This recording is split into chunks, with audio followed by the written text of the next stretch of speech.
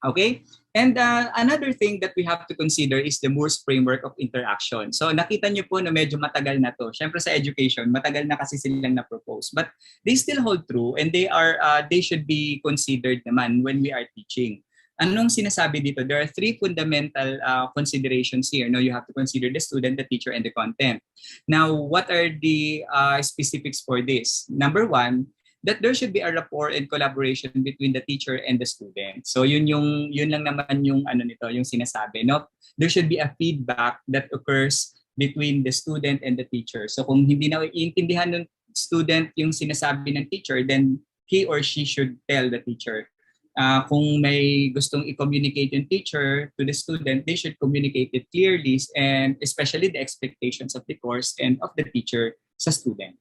Now, aside from that, the content, the interaction between the content and the student, no, well, this is somehow well in the first year of the pandemic. The teachers were actually forced to make or create modules, di ba? So kaya nasa trial phase pa lang yung mga module na yon.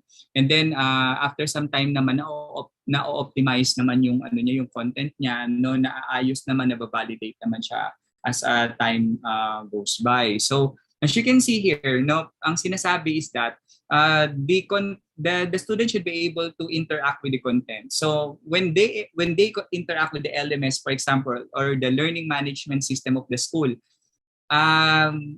will it be easy for them to learn the content, the subject or the course? So that's it, ano? Or sometimes what the thing that we don't want is the LMS itself hinders the learning of the students. Ayan. So yun yung hindi natin gusto, at posible bang mangyari?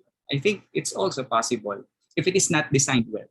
And of course, the teacher and the content also are interacting with each other. So utilization of social media in online courses provides opportunity to enhance engagement through social interaction.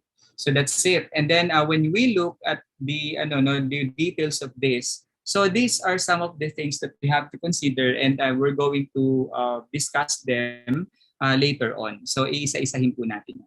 Okay po? And then lastly, for the first part, we have to consider that when we are designing activities to be delivered and used for virtual lectures or teaching,